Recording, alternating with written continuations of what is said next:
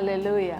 ప్రభువైన యేసుక్రీస్తు ప్రశస్త నామములో ఈ యొక్క కృపా వాగ్దానం అనే కార్యక్రమాన్ని వీక్షిస్తున్న మీకు అందరికీ నా యొక్క ప్రత్యేకమైన వందనాలు తెలియపరుస్తున్నాను. దేవుని మహాకృప మరొక దినాన్ని ప్రభు మనకిచ్చారు.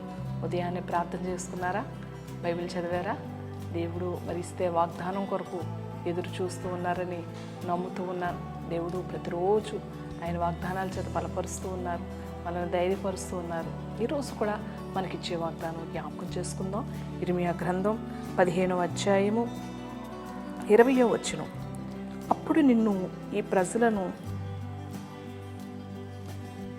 పడగొట్టజాలని ఇత్తడి ప్రాకారముగా నేను నియమించెదను.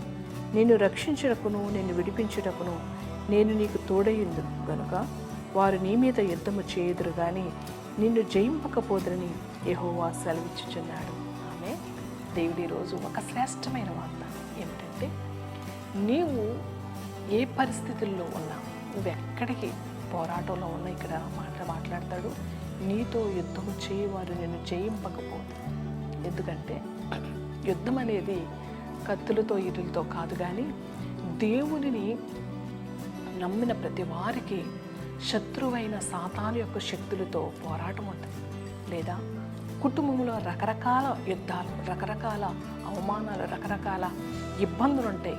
ఒక్కొక్క ఇబ్బంది ఒక్కొక్క యుద్ధం లాంటిది, ఒక్కొక్క పోరాటం ఒక్కొక్క యుద్ధం లాంటిది. లేదా శరీరంలో ఎదురవుతున్నటువంటి శోధన కూడా ఒక ఇబ్బంది లాంటిది, ఒక యుద్ధం లాంటిది. కాబట్టి ఈ యుద్ధములో దేవుడు నీకు ఇచ్చే వాగ్దానం ఏంటో తెలుసా?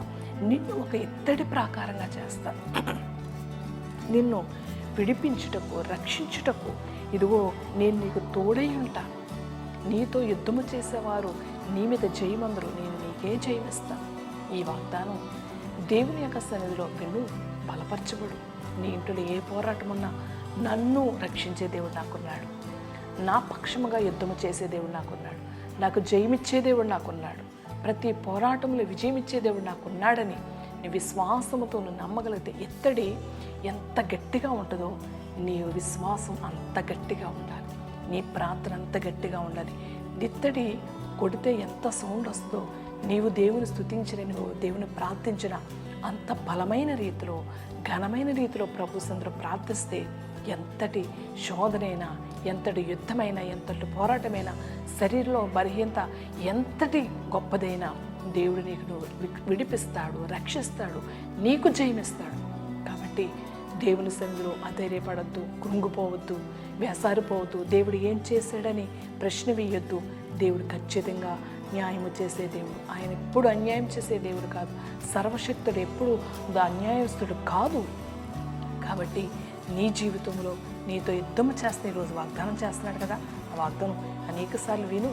నువ్వు వింటూ అనేక మందికి నీ మొబైల్లో ఉన్న నెంబర్లకి షేర్ చేయి. దేవుని యొక్క సన్నిధిని, ఆయన యొక్క వాగ్దానాన్ని పదే సార్లు వింటూ విశ్వాసంతో ప్రభు సందులో ప్రార్థించి ఖచ్చితంగా నీ పోరాటంలో దేవుడు నీకు విజయం ఇస్తాడు, నీకు జయమిస్తాడు. నువ్వు ఏ అంశం కొరకు ప్రార్థిస్తున్నా ఆ అంశంలో దేవుడు ఖచ్చితంగా నీకు అతి త్వరలోనే నీకు జయమిచ్చి నేను గొప్ప సాక్షిగా ఆయన సన్నిధిలో నిన్ను వాడుకుంటాడు. ఈ మాట నమ్ము. దేవుడు నీ జీవితంలో మరిన్ని కార్యాలు జరిగించును.